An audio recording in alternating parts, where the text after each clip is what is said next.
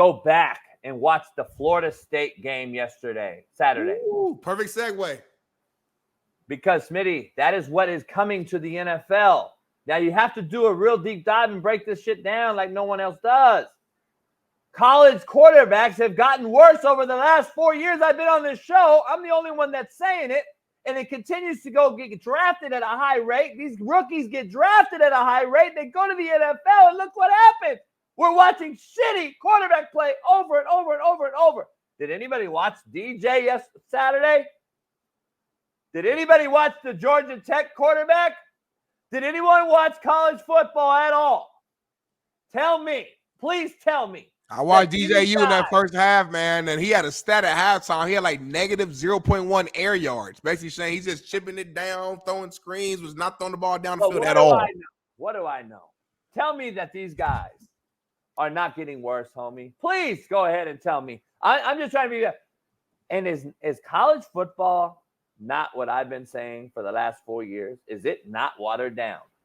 Because I'm going to be honest. Y'all owe Kirk Herbstreit a motherfucking apology. And I've been telling y'all, Florida State ain't them. Shout out to Jermaine Johnson and everybody else. Okay, good. I love y'all and Florida State. I like Coach Norvell. I do. But they're just not the guys. Because I don't believe there is a guy. This is fucking watered down as it gets. Anyone can beat anybody any given week in college football because of how the transfer portal has happened and worked out.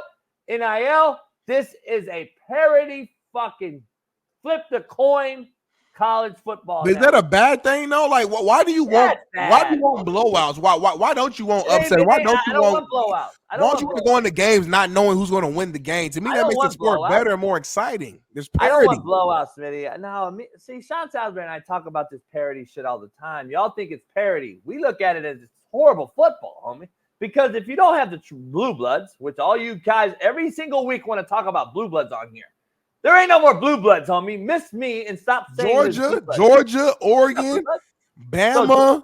By the way, Georgia won 2 natties in a row. Back to back. Alabama beat them in the conference title game last year with Milroe at quarterback, homie. You telling me that's not watered down? But Bama is still, bro, with Nick's fucking Saban, bro. It's still Bama. What are we talking about, homie? But I'm saying they didn't win it all. They got beat by Michigan, homie. So come on now. What do you mean? Michigan, but every school, but like I get it. What the fuck? Michigan with Harbaugh, veteran team. Bama with Nick Saban, Georgia. These are the top dogs. They're gonna beat each other, JB. What I'm saying is, what did you see with Georgia this offseason? A lot of transfers, a lot of movement. Nah, just everything. Turmoil. Oh, you mean a lot of just off the field, speeding tickets, all type of shit going on. Yeah. This is what happens when you have this type of transfer portal situation and no culture and philosophy, and you're doing a mercenary business. When it becomes a mercenary business, just so you know, I know Bailey knows one of the coaches. Coach Chote is a good friend of mine at Nevada, and SMU played yesterday. Mm-hmm. And I texted a few buddies of mine on those staffs. And I'll just read you a text. I'm not going to tell you who it's from, and I'm not going to show nobody, but I'll read you a text. Who's it from, you said? You know who it is. So, JB, keep preaching the real, because you are 1,000% right. You cannot instill discipline anymore with these motherfucking kids. Yesterday was a fucking travesty, and I'm ashamed to be a part of it. There was a fight in the Smu-Nevada game. Not one, not two, not three, but many ejections, and it was an absolute fucking joke and a mockery. And the NCAA should be ashamed of them motherfucking selves for putting 10 paid coaches, let's be real, 10 paid adults in a situation to control 170 kids. And let's say 20 paid adults, 10 on each side. 20 versus 170. And that's what it is every week now. Because you have a band of mercenaries each and every week that are about to play each other who don't have any culture. They have no discipline that cannot be instilled. How can you instill discipline when you have new players every 30 days, every 60 days, every 90 days? How do you instill a culture? How do you instill discipline in the spring, Smitty, in the winter when the portal's open, and I motherfuck you, Smitty, because you didn't show up on time. You maybe ran by and hit the quarterback in practice. You might have jumped off sides multiple times because you're undisciplined. And when I discipline you, guess what you do, Smitty? Enter the portal. So if you enter the portal, look at this, homie. That ain't no culture, Smitty. Come on, homie. And listen, I know Smitty. Well, we've seen this forever. Yeah, but that's forever. Right.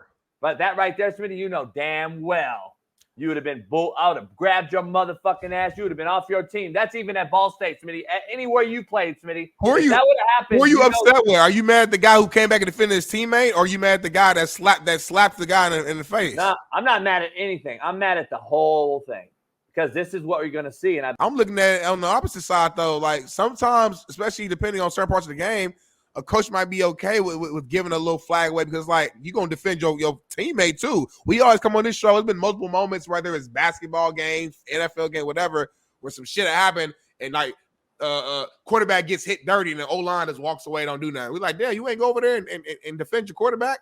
Like, to me, he see his teammate getting slapped. He went over there and put it. Now, again, obviously, don't do it. But I think I look at it standpoint that there might be some sort of culture there. He's trying to defend his teammate. Nah, Smitty, come on, man. You can't defend this dog. Come on, dog. We got to turn over a new leaf. Can't defend that shit. Listen, I do agree with you, and I agree with FA and the guys in the chat. Yeah, we know we've been fighting and shit like that. But let me just give you context from the text message that the guys that coach these guys, okay? Bailey, can you show that film again when he pushed him and then just show it till he walks over towards a player and a coach, okay? If you're really cultured up in that organization, Smitty, you know damn well you and I would have both defended our guy from getting hit. We would have pushed him, right? Yep. But let's be real, Smitty. Would you have been over the other guy, or would you have pushed that bitch-ass cat and then been like, shit? And then you would have been heading my way already towards the coach and the staff. You know Smitty as a motherfucking player. And you know, FA, there wouldn't have been.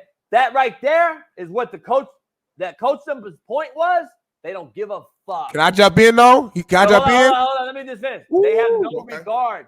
They have no regard for their coaches anymore, and they don't have any regard because there's no investment in this program because they're a band of mercenaries that come and borrow their locker room every semester, Smitty. That's I blame the coaches, though. Hey, think about that word he used, though. That's his word.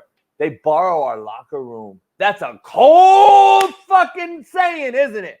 Think about that, homie. These kids are borrowing motherfuckers' locker rooms, homie. This ain't just an Smu-Nevada problem, Smitty. You know damn well this is everywhere.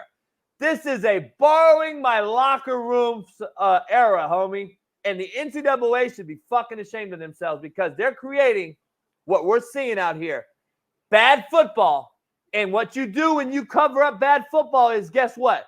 When your girl and you are out at the bar, and there's a motherfucker out there that's talking shit, and he clowning you or your girl, and maybe he knew your girl before you and is over there whispering and blah, blah, blah, blah. What do? You either get up and talk shit, beat his ass, or you got to bounce. This is the same thing, homie. We are covering up for bad play or for getting clowned by scrapping. That is what you see now. You're seeing horrible discipline and culture because the play is so fucking bad because we have no fucking culture. We can't create how to tackle no more, how to run a system, an offense and defensive system anymore. This is our kid for 2-3 years. And I get times change. I'm all for times changing. But you can't have it this bad, homie, because this is what you're going to see more and more, Smitty. Your point you're about to make, I already kind of know where you're leaning, and I want to hear it. But my point is, we can't continue to think we're going to cover up with excuses for bad play by just saying, listen, man, times change. Dog, this is bad, homie. And my whole thing is forward think. It's only getting worse, Smitty. It's not getting better, homie. This is year 4 into this thing I've been talking about with this portal and NIL deal. This is really the year 4 of this bag chasing era. This is getting worse and worse and worse, homie. It's not getting better. People keep saying, oh, it's going to get better. No, it's not. It's getting worse. And it translates where? NFL. And this, you just saw the NFL this preseason. Cats don't really want to fucking play. You saw some bad fucking play at quarterback. And guess where it's coming from? You just saw DJU, good family friend of mine. DJU, just bad, homie. It's bad football. And Coach Norvell's one of the best QB and offensive guys known. And then this guy looks horrible. So now is everybody blaming Norvell? See what I'm saying? That's the point I'm making, dog. These trainers, these 7-on-7 fucks, these fucking street agents are killing us in the game that we knew. That's all. I hear you, bro. You said a lot, so I'm gonna let you have my only little nugget is let's not take blame away from the coaches, though. At the end of the day, when times change, coaches have to adapt. You got to figure it out. I don't see Dan Lanning having those issues in Oregon. That's just one example right there. So, like, there are coaches out here. There are still coaches out there that even with all the transfer portal and stuff and the movement going around, they're still finding a way to garner respect. To me, respect isn't something that necessarily always takes a full semester to earn. There are certain coaches that you and I have met throughout our times playing or even coaching alongside in your case, where you walk into the room and it's just a certain their stature, their nature, their energy. Players are going to sit up high, sit up straight, and it's a respect. So coaches also gotta control the room too, and you figure it out. I don't like the whole nature of us blaming everything on these 18, 19-year-old kids. You as a coach, you decide to coach. You understand what the era is that we're in right now. Figure it out. Figure it out. I don't like as a man, we don't make excuses. We say figure it out. We're not gonna go around, well, they keep transferring. I don't have time to figure out the coaching. Then why are you coaching then? Okay, then. So if you're going to decide to coach, nobody's forcing you to be a head coach. Nobody's forcing you to be a D coordinator. Nobody's forcing you to do this job. You're doing it because you say you love it. Well, you understand the nature of the business. You understand that the transfer portal is in. You understand you are actually using the transfer portal to your advantage as well. Okay, cool. Make sure you figure it out how let me ask you, control that culture as well. Otherwise, get out the profession and go be a salesman. Let me ask you, how do you adapt and overcome, and how do you do it and go with the times and all that when you're handcuffed as fuck? You're in jail. You're in jail. Just let's be honest. The coaches now are in jail. You can all talk about player empowerment and they deserve the bag and they deserve to run the shit. You want 17 to 21-year-olds to actually run the program. Pick what the coaches make salary-wise. Pick where they get to go every semester because they're pussy soft and they can't take coaching. We don't want to develop no tough skin anymore. But yet the coaches are supposed to adapt and overcome. When they're coaching new guys, hold on, they're coaching new guys, though, every fucking semester. And guess what? They're the ones on the chopping block every semester as well, getting fired. Players aren't. Players can escape and hide and go run from the fucking the heat. Players get to do that by entering a portal. Coaches can't. They can take a new job.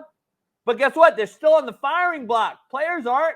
Players recruit the right players. Then that's still on you as a recruiter. The right players. All these kids ain't listen. All these kids ain't soft. All these kids ain't transferring. Okay, all these kids can't. Y'all kill me with that, man. I know coaches too, and all these kids aren't just pussified and soft. There's kids who can still take coaching. There's coaches still building programs. That's fair. I agree. What about Matt Rule in Nebraska? He's building a program. They respect the hell out of him. But then don't go in here and give Coach Prime a fucking pass when he goes through 81 guys. Then, homie, that's hypocrisy at its finest. What are we talking about here? This is the guy that goes through the same mercenary group, 81 kids he's gone through in a year, and now is he recruiting the wrong guys then too? What are you talking about, homie? He got their year one. Matter of fact, I was watching Daily and Matt's podcast the other day that they had his oldest son on there as a guest. He said year one we had to retain a lot of what the old roster was because of when we got there. So yeah, once the season was over and going into this first full season as the head coach of the school, it's gonna be a lot of turnover trying to rebuild a program to get it to your level.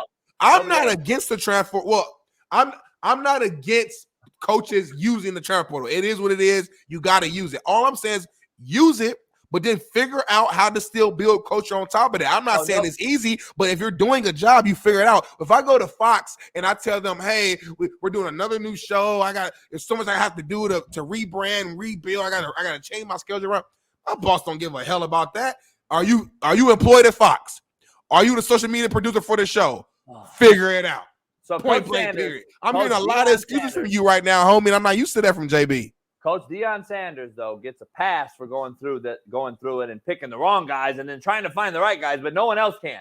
So all the other coaches, they're just failures because they recruited the wrong guys. I got it. Well, only we've ever said that, man. But hey, we're gonna talk a lot more Deion in Colorado, I'm sure, as the season goes, because I got them winning 8 games and JB doesn't.